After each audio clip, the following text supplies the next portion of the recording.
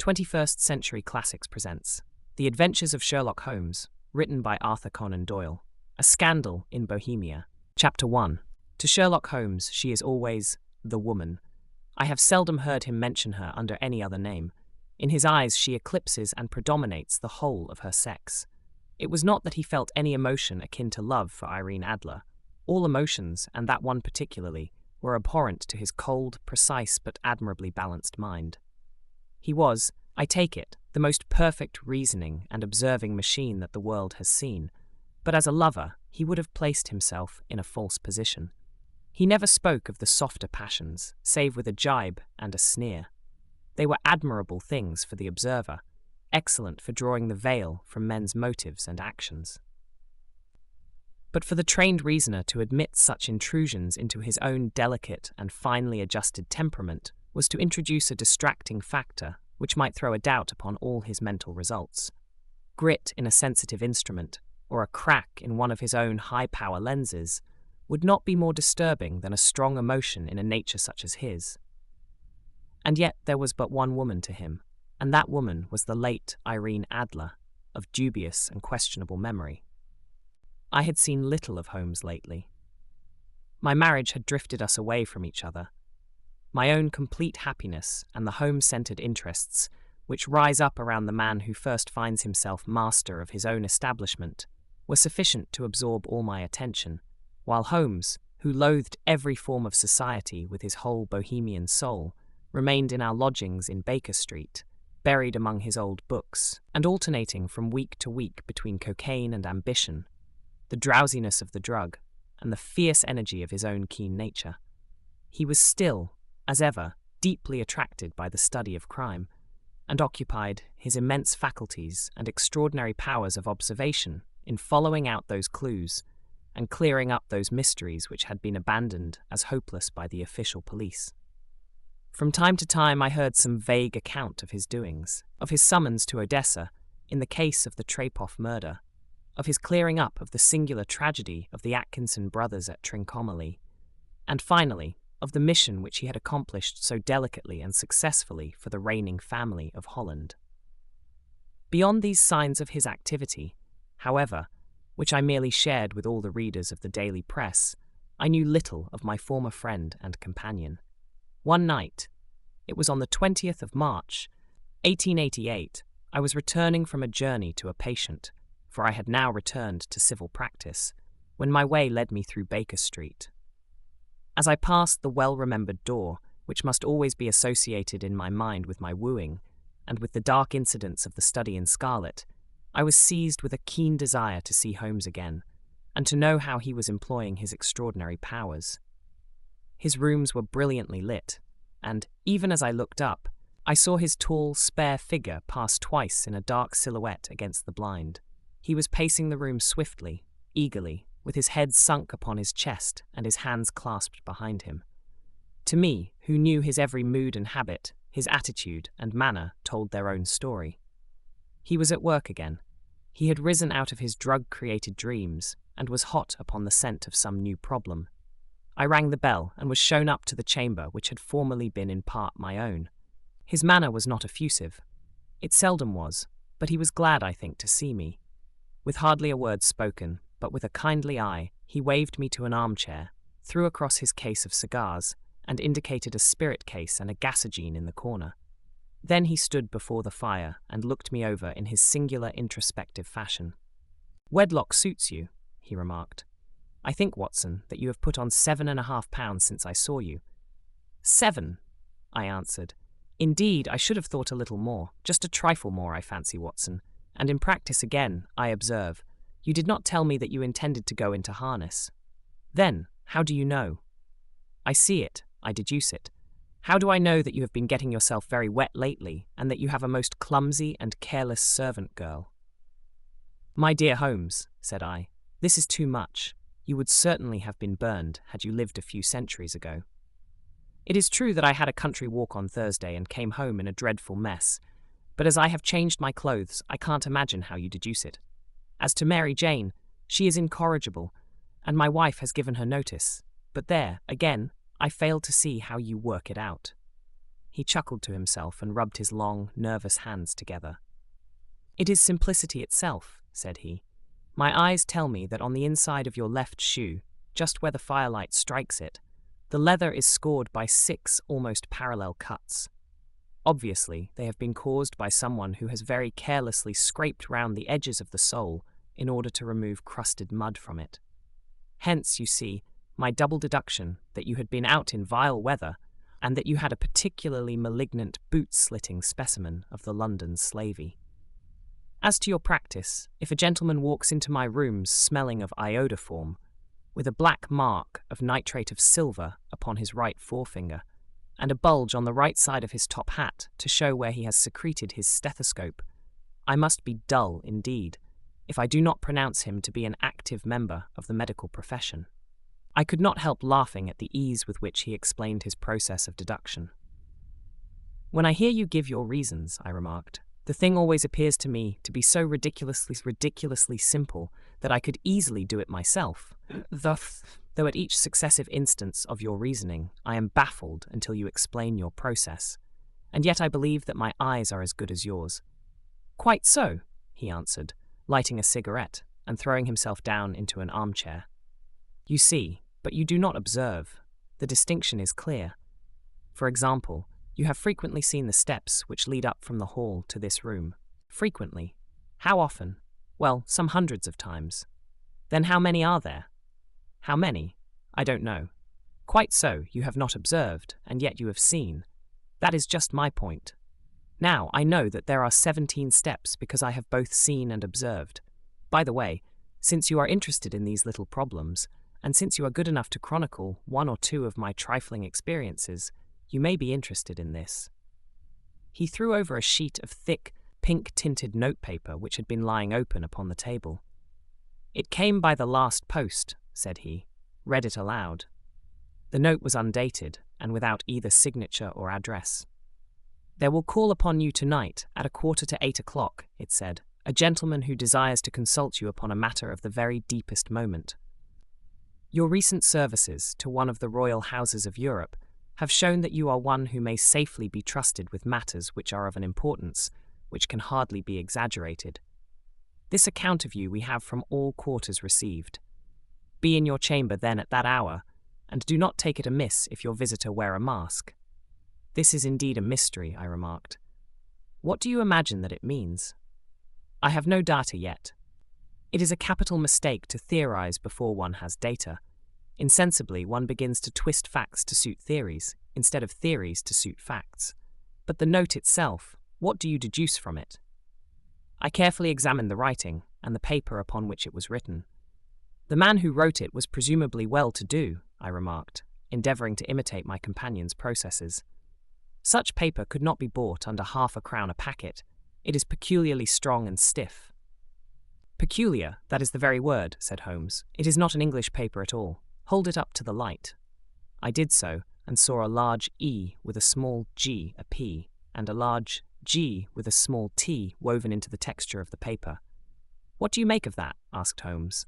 "The name of the maker, no doubt, or his monogram, rather."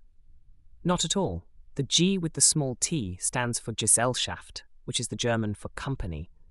It is a customary contraction like our Co, P, of course, stands for papier. Now for the edge, let us glance at our continental gazetteer." He took down a heavy brown volume from his shelves. Eglinitz. Here we are, Egria. It is in a German-speaking country, in Bohemia, not far from Carlsbad, remarkable as being the scene of the death of Wallenstein, and for its numerous glass factories and paper mills. "Ha, my boy, what do you make of that?" His eyes sparkled, and he sent up a great blue triumphant cloud from his cigarette. "The paper was made in Bohemia," I said. "Precisely. And the man who wrote the note is a German. Do you note the peculiar construction of the sentence? This account of you we have from all quarters received. A Frenchman or Russian could not have written that. It is the German who is so uncourteous to his verbs.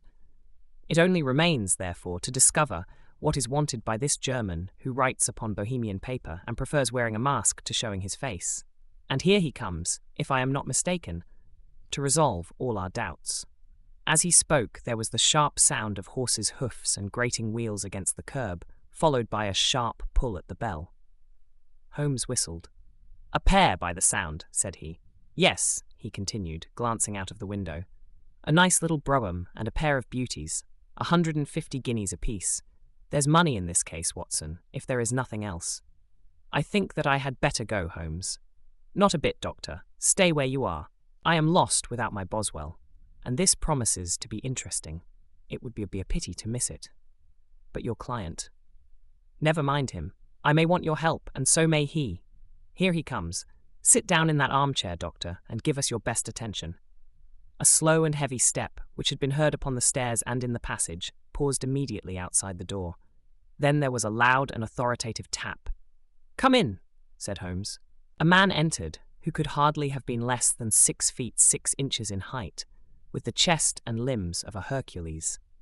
His dress was rich with a richness which would, in England, be looked upon as akin to bad taste.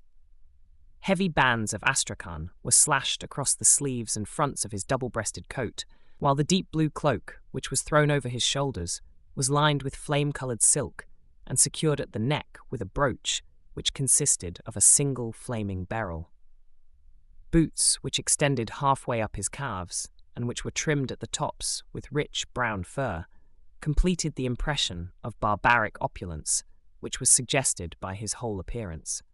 He carried a broad-brimmed hat in his hand, while he wore across the upper part of his face, extending down past the cheekbones, a black vizard mask, which he had apparently adjusted that very moment, for his hand was still raised to it as he entered. From the lower part of the face, he appeared to be a man of strong character, with a thick, hanging lip and a long, straight chin suggestive of resolution pushed to the length of obstinacy. "You had my note?" he asked with a deep, harsh voice and a strongly marked German accent.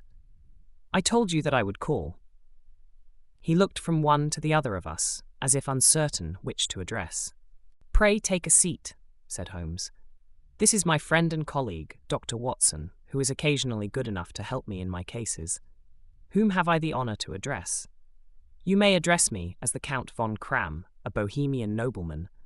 I understand that this gentleman, your friend, is a man of honour and discretion, whom I may trust with a matter of the most extreme importance. If not, I should much prefer to communicate with you alone." I rose to go, but Holmes caught me by the wrist and pushed me back into my chair. "It is both or none," said he. "You may say before this gentleman anything which you may say to me." The Count shrugged his broad shoulders. "Then I must begin," said he, "by binding you both to absolute secrecy for 2 years. At the end of that time, the matter will be of no importance. At present, it is not too much to say that it is of such weight it may have an influence upon European history." "I promise," said Holmes. "And I." "You will excuse this mask," continued our strange visitor. "The august person who employs me wishes his agent to be unknown to you, and I may confess at once that the title by which I have just called myself is not exactly my own." "I was aware of it," said Holmes dryly. "The circumstances are of great delicacy, and every precaution has to be taken to quench what might grow to be an immense scandal and seriously compromise one of the reigning families of Europe. To speak plainly, the matter implicates the great house of Ormstein, hereditary kings of Bohemia." "I was also aware of that," murmured Holmes, settling himself down in his armchair and closing his eyes. Our visitor glanced with some apparent surprise at the languid, lounging figure of the man who had been no doubt depicted to him as the most incisive reasoner and most energetic agent in Europe. Holmes slowly reopened his eyes and looked impatiently at his gigantic client.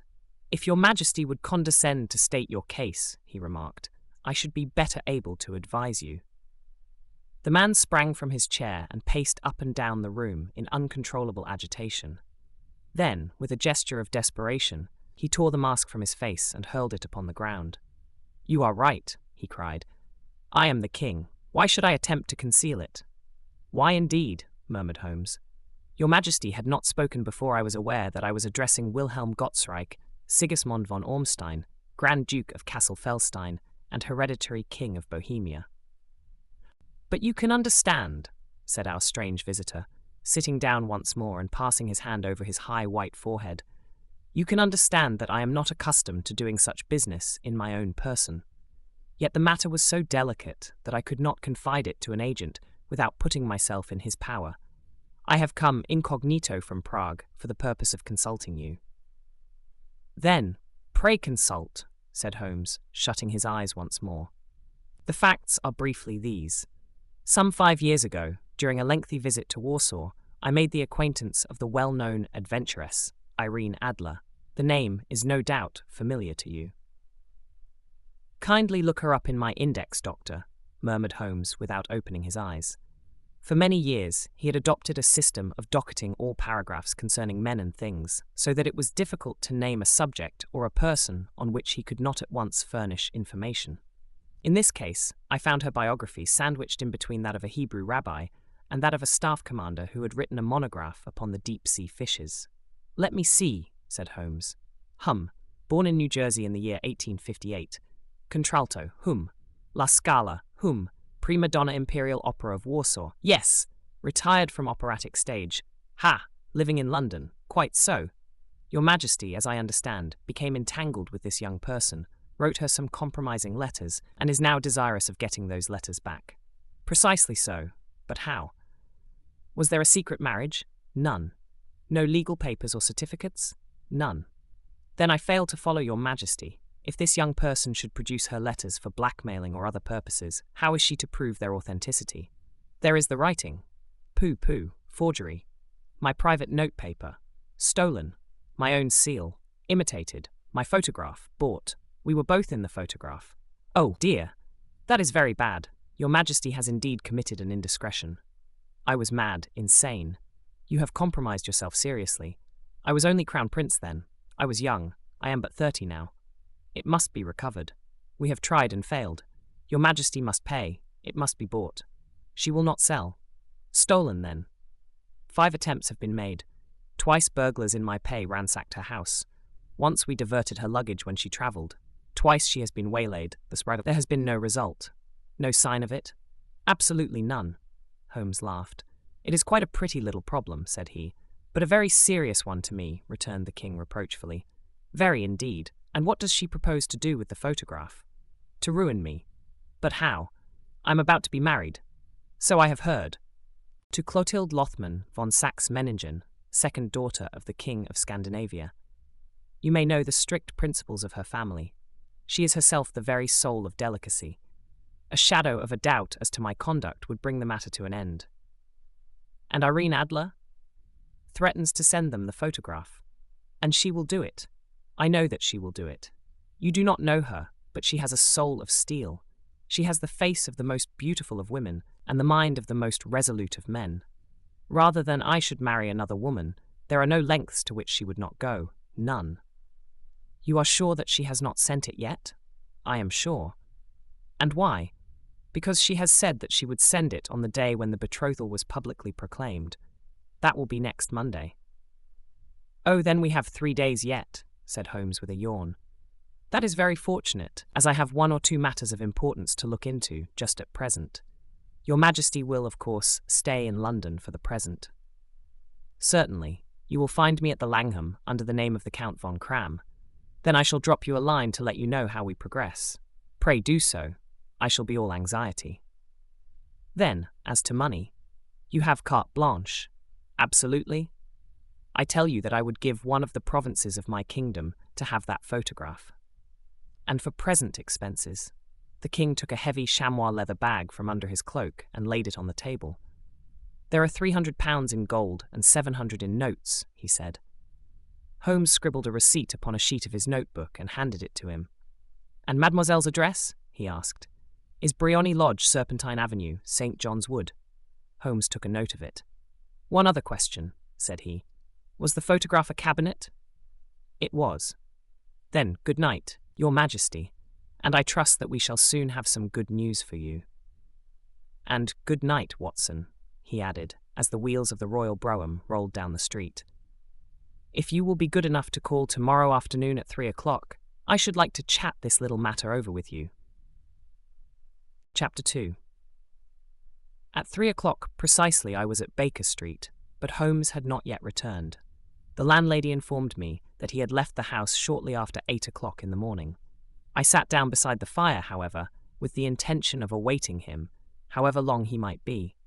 I was already deeply interested in his inquiry, for, though it was surrounded by none of the grim and strange features which were associated with the two crimes which I have already recorded, still, the nature of the case and the exalted station of his client gave it a character of its own. Indeed, apart from the nature of the investigation which my friend had on hand, there was something in his masterly grasp of a situation, and his keen, incisive reasoning, which made it a pleasure to me to study his system of work, and to follow the quick, subtle methods by which he disentangled the most inextricable mysteries. So accustomed was I to his invariable success that the very possibility of his failing had ceased to enter into my head. It was close upon 4 before the door opened, and a drunken-looking groom, ill-kempt and side-whiskered, with an inflamed face and disreputable clothes, walked into the room. Accustomed as I was to my friend's amazing powers in the use of disguises, I had to look 3 times before I was certain that it was indeed he.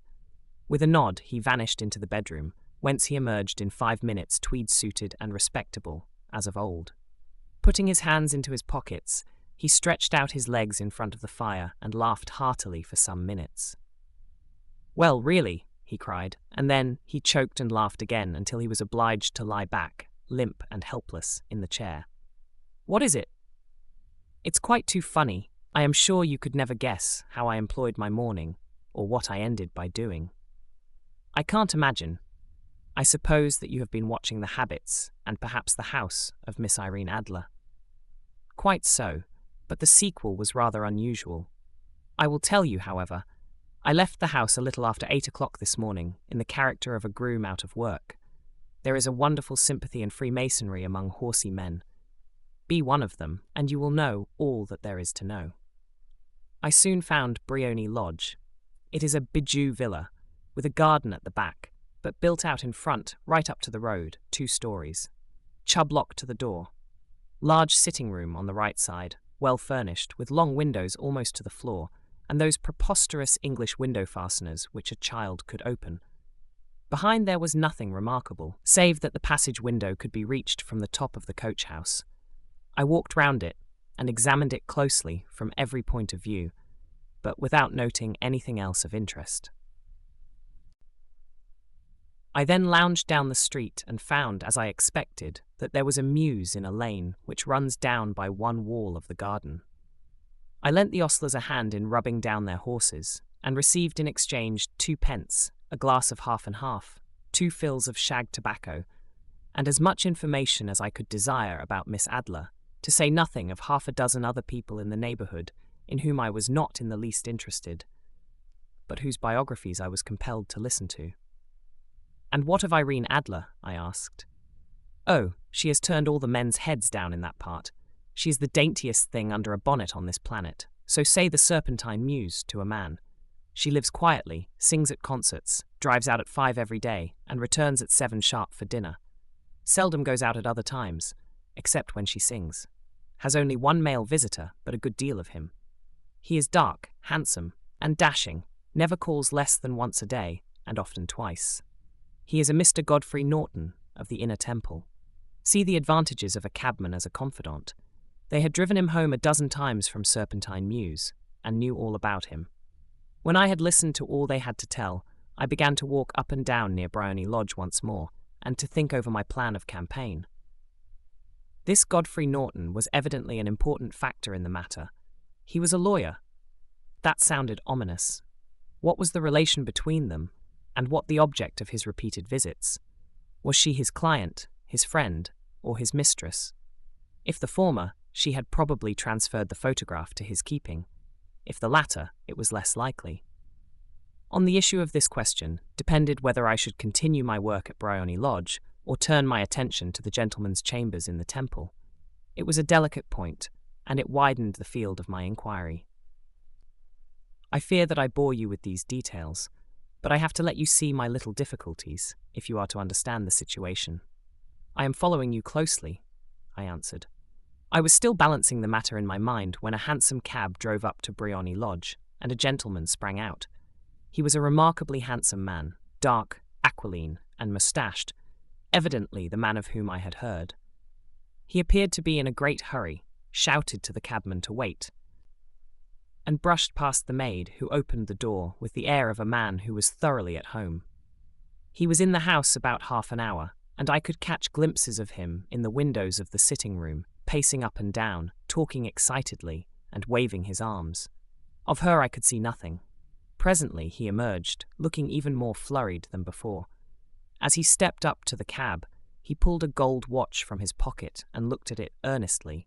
"Drive like the devil," he shouted, first to Gross & Hankey's in Regent Street, and then to the Church of St. Monica in the Edgware Road.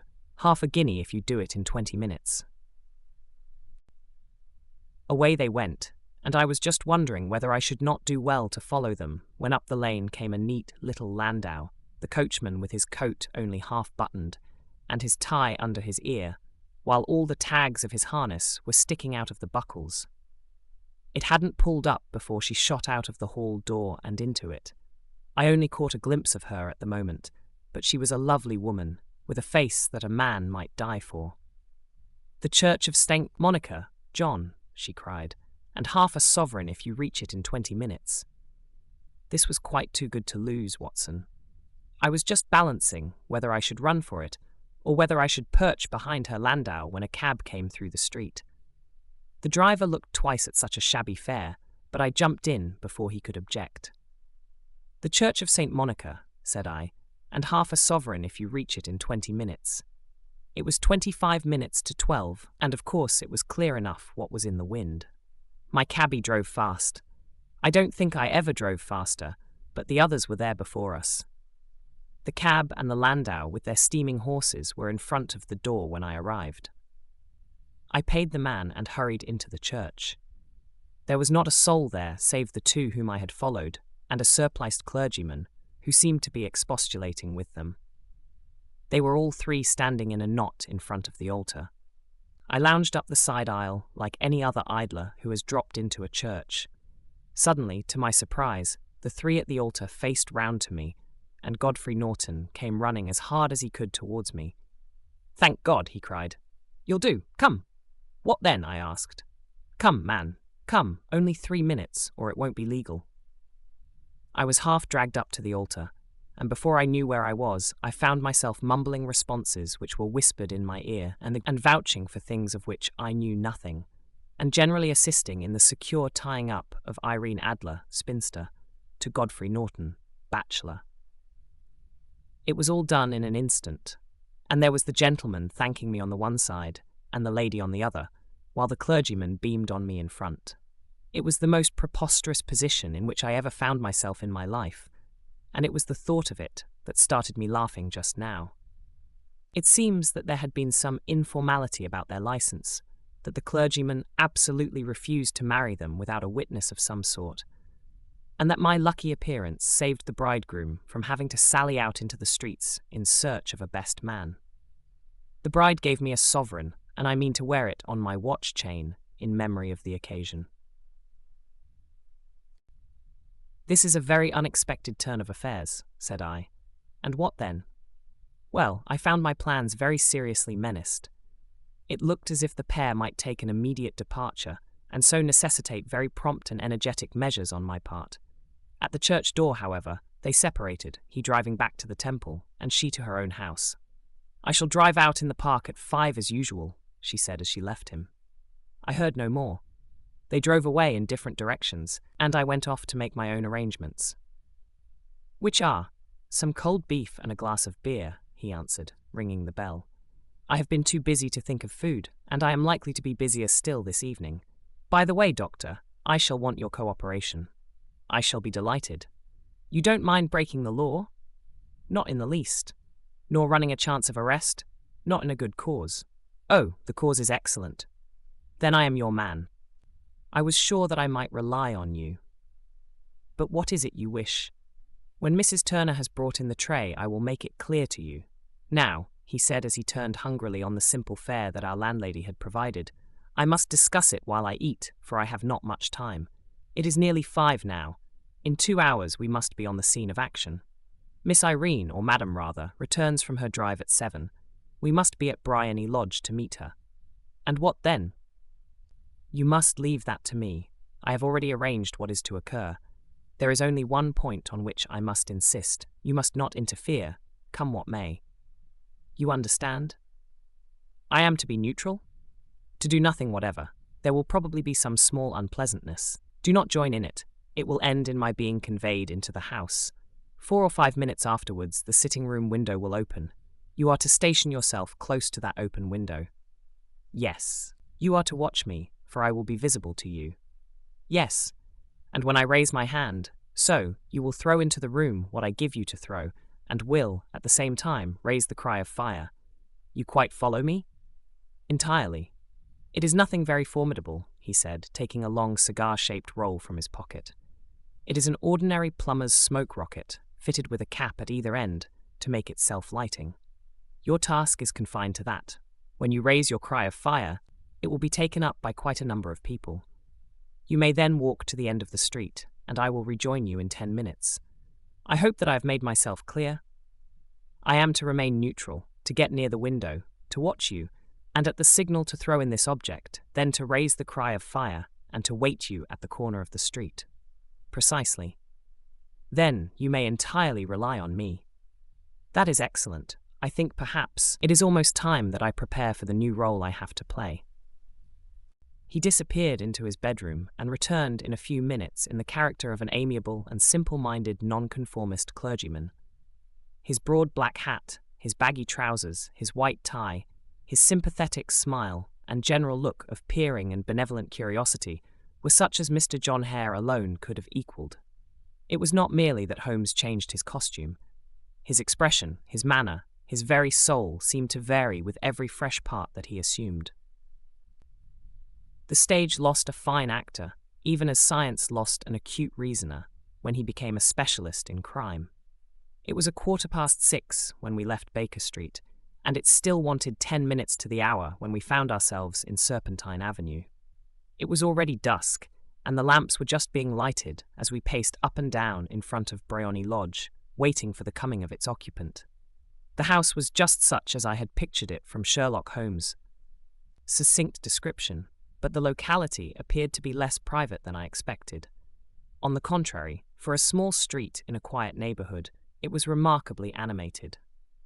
There was a group of shabbily dressed men smoking and laughing in a corner, a scissors grinder with his wheel, 2 guardsmen who were flirting with a nurse girl, and several well-dressed young men who were lounging up and down with cigars in their mouths.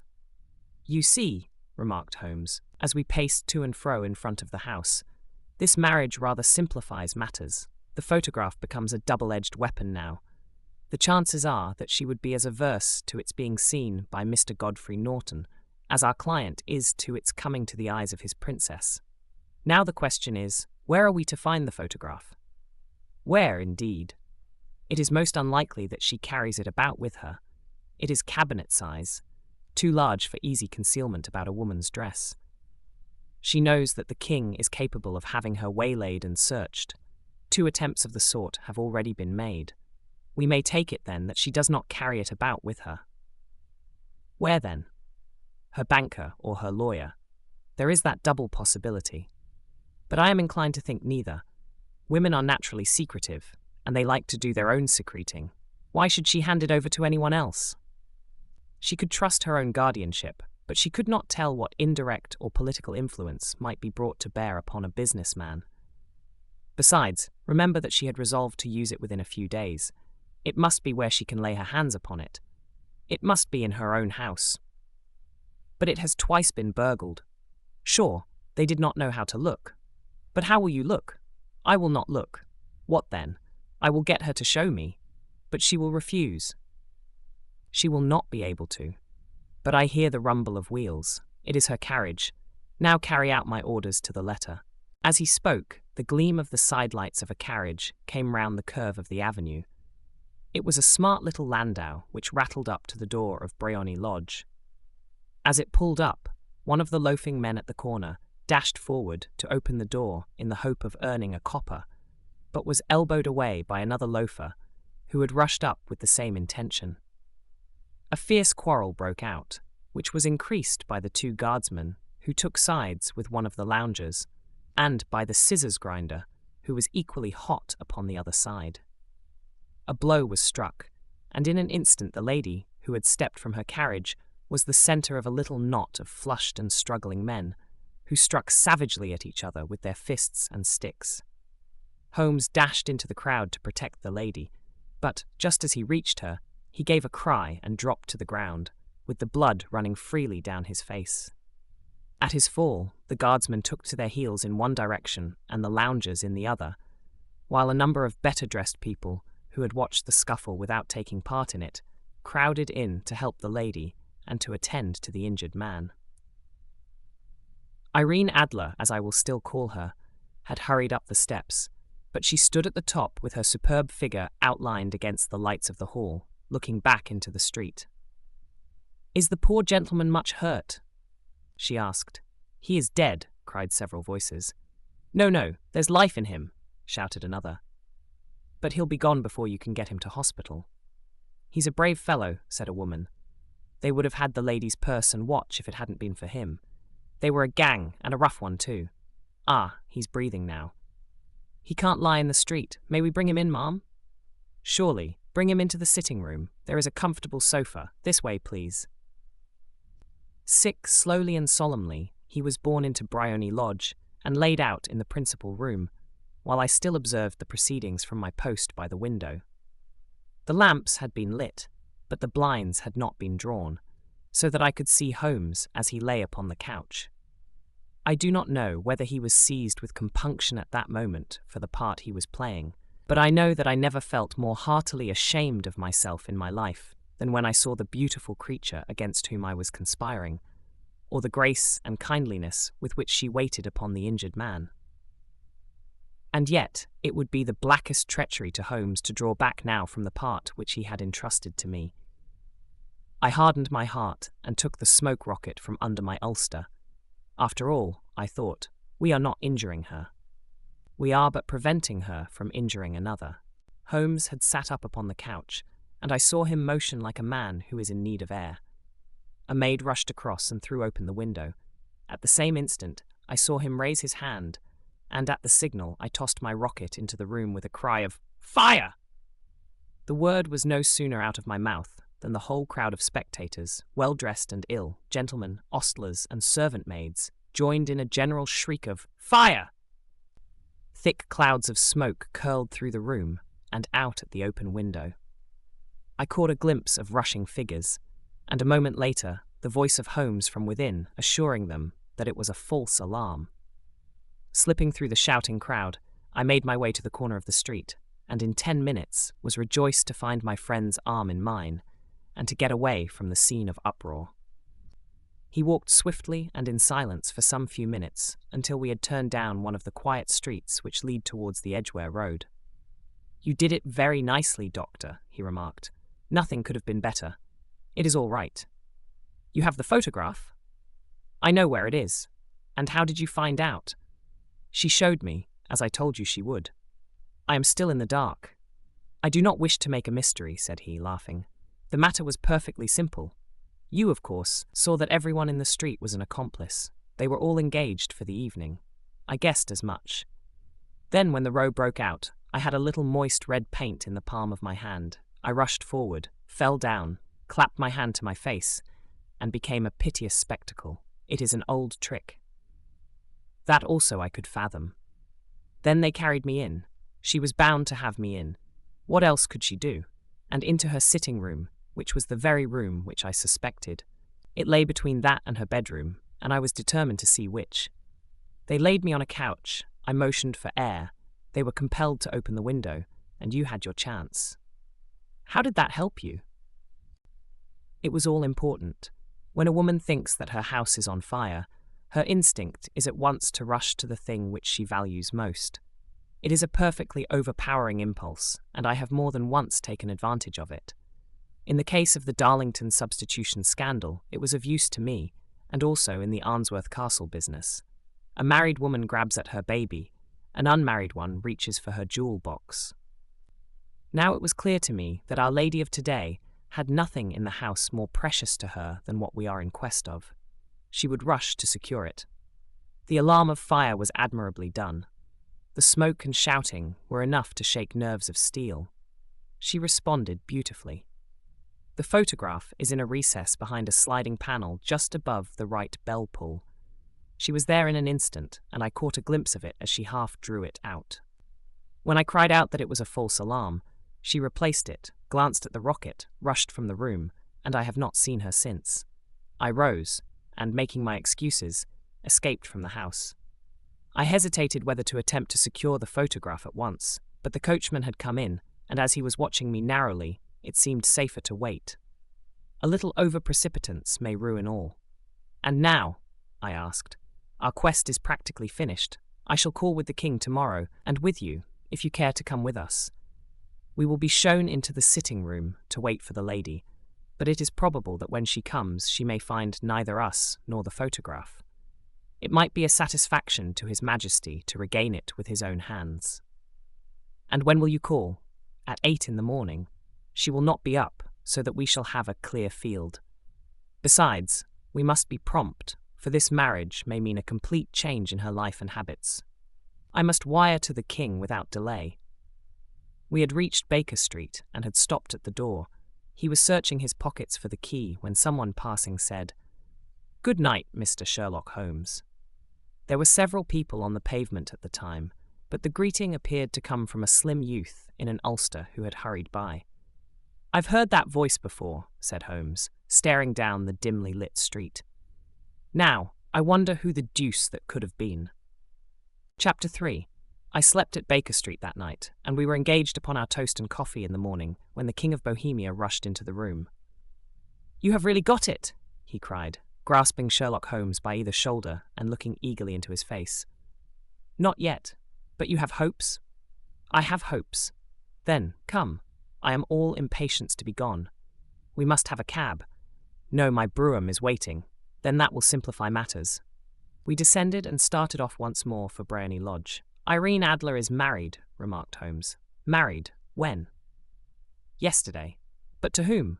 "To an English lawyer named Norton. But she could not love him." "I am in hopes that she does." "And why in hopes?" "Because it would spare your Majesty all fear of future annoyance. If the lady loves her husband, she does not love your Majesty.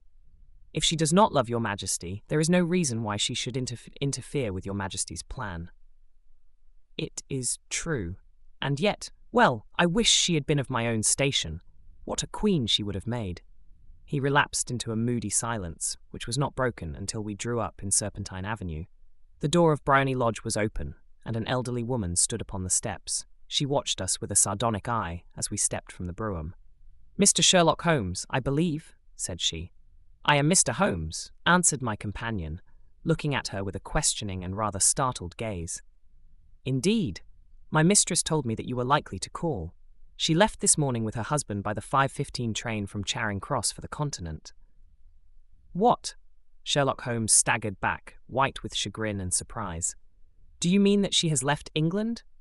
"Never to return." "And the papers?" asked the king hoarsely. "All is lost." "We shall see."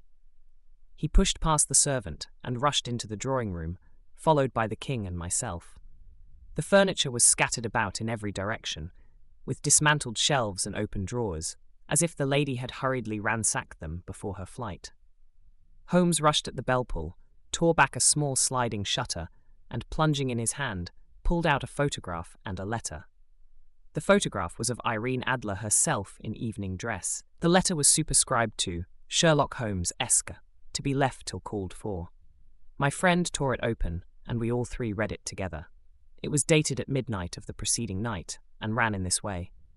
"My dear Mr. Sherlock Holmes, you really did it very well. You took me in completely. Until after the alarm of fire, I had not a suspicion. But then, when I found how I had betrayed myself, I began to think. I had been warned against you months ago. I had been told that, if the king employed an agent, it would certainly be you, and your address had been given me. Yet with all this, you made me reveal what you wanted to know.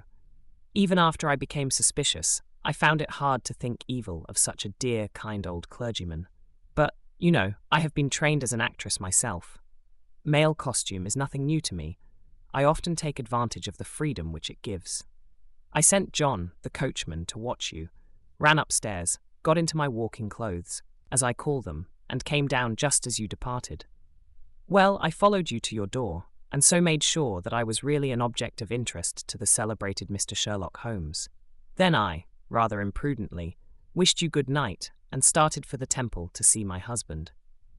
We both thought the best resource was flight, when pursued by so formidable an antagonist, so you will find the nest empty when you call tomorrow. As to the photograph, your client may rest in peace. I love and am loved by a better man than he. The king may do what he will without hindrance from one whom he has cruelly wronged. I keep it only to safeguard myself, and to preserve a weapon which will always secure me from any steps which he might take in the future. I leave a photograph which he might care to possess, and I remain, dear Mr. Sherlock Holmes, very truly yours, Irene Norton, née Adler. What a woman! Oh, what a woman! Cried the King of Bohemia, when we had all three read this epistle.